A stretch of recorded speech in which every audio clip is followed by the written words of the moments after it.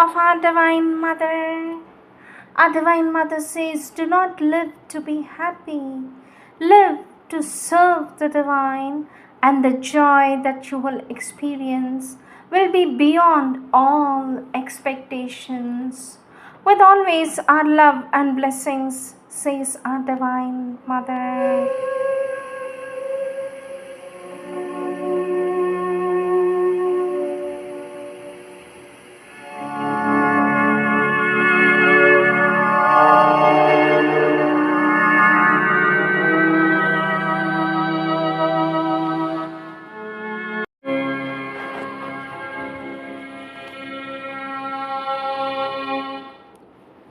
Sri Aurobindo's Savitri, Book 6, The Book of Fate, Canto 2, The Way of Fate and the Problem of Pain, page 441. His grandeur, he turns to an epic of doom and fall. His littleness crawls content through squalor and mud. He calls heaven's retribution on his head and wallows in his self-made misery. A part author of the cosmic tragedy, his will conspires with death and time and fate. His brief appearance on the enigmaed earth ever recurs but brings no high result to this wanderer through the aeon rings of God that shut his life in their vast longevity. His soul's wide search and ever returning hopes pursue the useless orbit of their course in a vain repetition of lost toils across a track of soon forgotten lives. All is an episode in a meaningless tale. Why is it all, and wherefore are we here? If to some being of eternal bliss it is our spirit's destiny to return, or some still impersonal height of endless calm, since that we are, and out of that we came, whence rose the strange and sterile interlude, lasting in vain through interminable time? Who willed to form or feel a universe in the cold and endless emptiness of space? Or if these beings must be and their brief lives, what need had the soul of ignorance and tears? Whence rose the call for sorrow and for pain? Or all came helplessly without a cause? What power forced the immortal spirit to birth, the eternal witness once of eternity, a deathless sojourner mid transient scenes? He camps in life's half-lit obscurity, amid the debris of his thoughts and dreams, or who persuaded it to fall from bliss and forfeit its immortal privilege? Who laid on it the ceaseless will to live, a wanderer in this beautiful, sorrowful world, and bear its load of joy and grief and love? Or if no being watches the works of time, what hard impersonal necessity compels the vain toil of brief living things? A great illusion then has built the stars, but where then is the soul's security, its poise in this circling of unreal suns? Or else it is a wanderer from its home, who strayed into a blind alley of time and chance, and finds no issue from a meaningless world.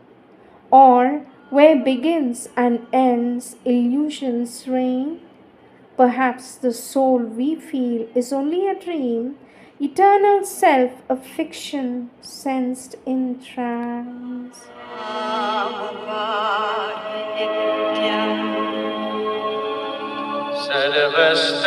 सर्वस्तरदुर्गानि सर्वो भद्राणि पश्यतु सर्वः सद्बुद्धिमाप्नोतु सर्वः सर्वत्र नन्दतु सर्वेत्र सुखिनः सन्तु सर्वे सन्तु निरामयाः सर्वे भद्राणि पश्यन्तु मा कश्चित् दुःखमाप्नुयात् ॐ नमो भगवते माहेश्वरी स्वाहा एतत् पाद्यं श्रीमीरायै नमः ॐ नमो भगवते श्रीअरविन्दाय भगवते श्रीअरविन्दाय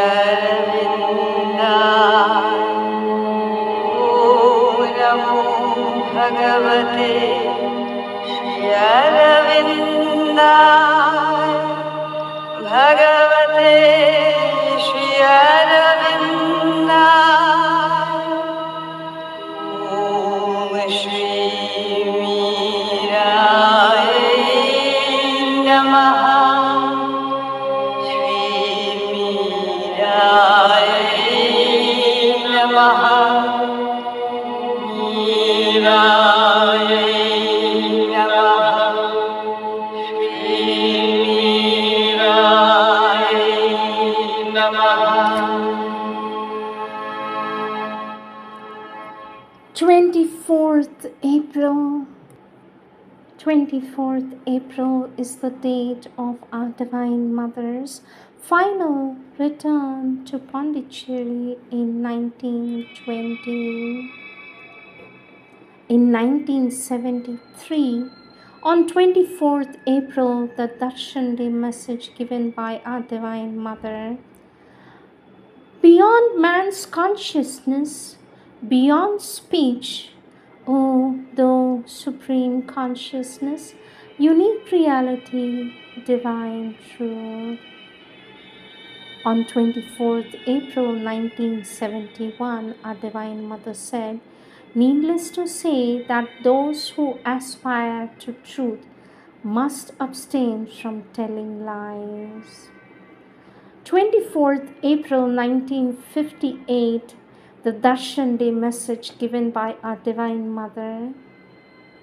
There are two complementary aspects of the liberating action of the Divine's grace upon earth among men. These two aspects are equally indispensable but are not equally appreciated. The sovereign, immaculate peace that liberates from anxiety, tension, and suffering, the dynamic, all-powerful progress that liberates from fetters, bondage, and inertia. The peace is universally appreciated and recognized as divine, but the progress is welcomed only by those whose aspiration is intense and courageous. Words of our Divine Mother taken from the collective works of our Lord Sri Aurobindo, book The Mother with Letters on the Divine Mother. Topic: The Psychic and the Divine Mother's Presence, given by our Lord Sri Aurobindo on 25th March 1932. Our Lord Sri Aurobindo says, the Divine's presence is always there if you decide to act on your own, with your own idea, your own notion of things, your own will and demand upon things, then it is quite likely that her presence will get weak.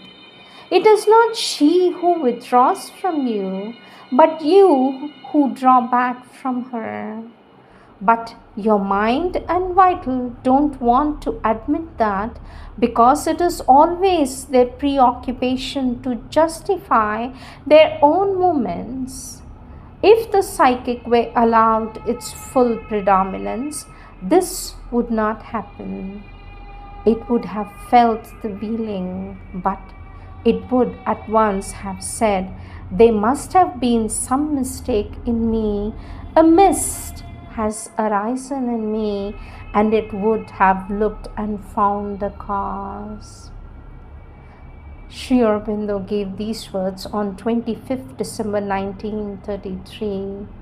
Question: when I am alone, I feel a sweet flow of love for the Divine Mother and surrender to her, welling out from my heart.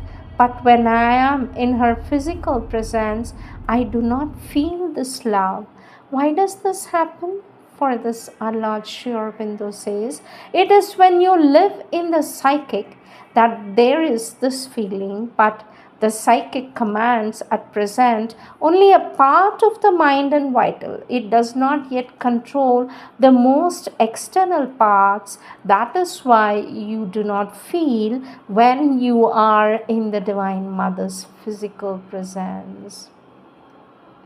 Our Lord Sri Aurobindo says on 15th March 1935 and says, if you feel the Divine Mother's presence for the greater part of the day, it means that it is your psychic being that is active and feels like that. And for without the activity of the psychic, it would not be possible. Therefore, your psychic being is there and not at all far off. Our Lord Sri Aurobindo's words on 29th February 1936. Our Lord Sri Aurobindo says, what you feel is not an imagination. You have been going more and more into the psychic consciousness deep within you. When one is in the psychic, one begins to feel the presence of the Divine Mother always with one, and this becomes more and more frequent, constant, vivid, and real as the psychic develops its power. This presence, says our Lord, is felt in different ways by different sadhaks, but it is a true experience of the sadhana. It is what we mean when we say that the sadhak must come to feel always the presence of the Divine Mother in his heart or within him. For in fact, she is there always. Only her presence is veiled by the ordinary moments of the mind, vital and physical. But when these become quiet and the psychic unveils itself, then one feels the presence of the divine within. On 21st December 1936, our Lord Sri Aurobindo says, he must go into himself. He must go into himself and find the presence of the Divine Mother within and the psychic behind the heart, and from there the knowledge will come and also the power to dissolve the inner obstacles. On 6th February 1937, our Lord Sri Aurobindo says, it is good that you have come out of the bad condition. It is true that before the darshan or at time, attacks are apt to be violent, for the forces that oppose are very conscious and use their whole strength to spoil the darshan if they can. What has to be gained is the constant prominence of that part which is always aware of the Divine Mother. It is, of course, the psychic. For that, though it can be covered over for the time being, cannot be misled by the contrary suggestions. Once it is awake, it always re-emerges from obscuration. That is the guarantee of the final arrival at the goal. But if it can be maintained in front or even consciously felt behind in all conditions, then the stages of the way always becomes comparatively safe and can be passed with greater ease and security. Question: In the evening meditation, there was an intense moment of surrender from the heart. I had the feeling of the Divine Mother's presence immediately in front of me, and aspiration rose up from below. There was a willing and loving surrender from the heart, from the entire being, as if for fulfillment. I suppose the psychic being came to the front for this. Our Lord Sri Aurobindo says, you had the psychic condition there, and that means a coming of the influence of the psychic being to the front. Question, but why did I feel the mother's presence in front of me and not within me? For this, our Lord Sri Aurobindo says, it is when there is a complete psychic opening within that there is the presence within. The presence in front means it is with you, but had to still enter within, says our Lord Sri Aurobindo.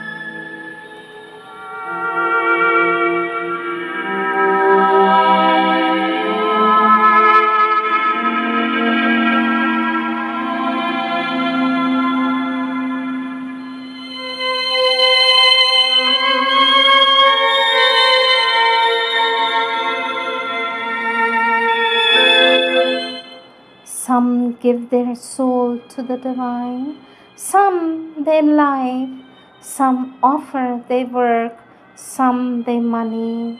A few consecrate all of themselves and all they have, soul, life, work, wealth. These are the true children of the divine. Others give nothing. These, whatever their position, power, and riches, are for the divine purpose, valueless ciphers. Prayers and meditation. Prayers and meditation, the book is meant for those who aspire for an utter consecration to the divine, says our Divine Mother.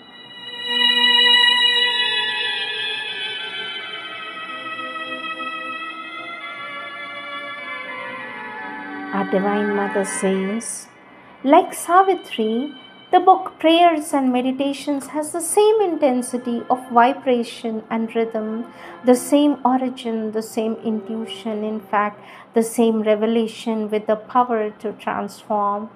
All that I have spoken about Savitri applies for prayers and meditations also.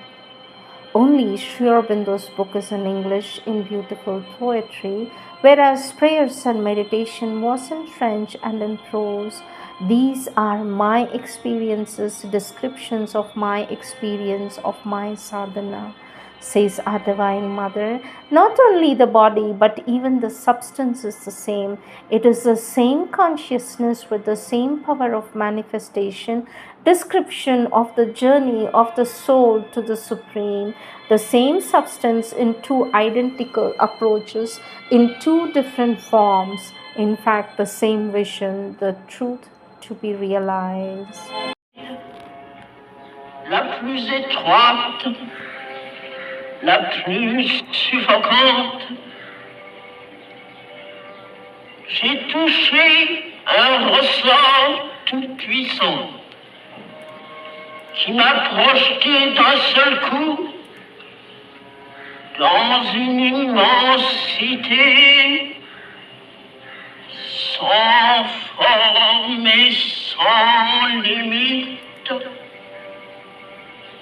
où vibrent les semences d'un monde nouveau.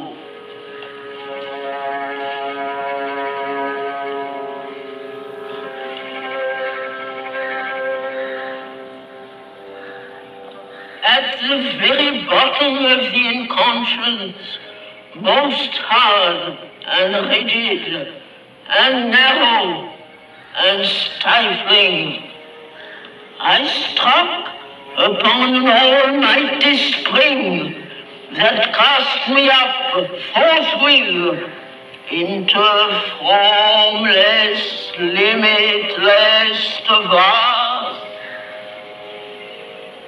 vibrating with the seeds of a new world.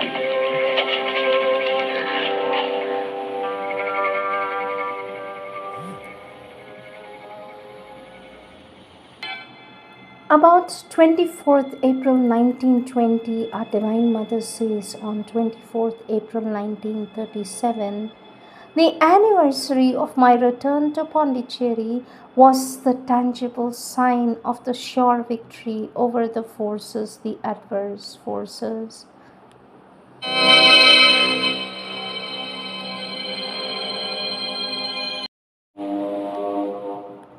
Prayers and Meditations, April 1st, 1914. I feel we have entered the very heart of Thy sanctuary and grown aware of Thy very will. A great joy, a deep peace reign in me, and yet all my inner constructions have vanished like a vain dream, and I find myself now before Thy immensity, without a frame or system, like a being not yet individualized. All the past in its external form seems ridiculously arbitrary to me, and yet I know it was useful in its own time. But now all is changed, a new stage has begun.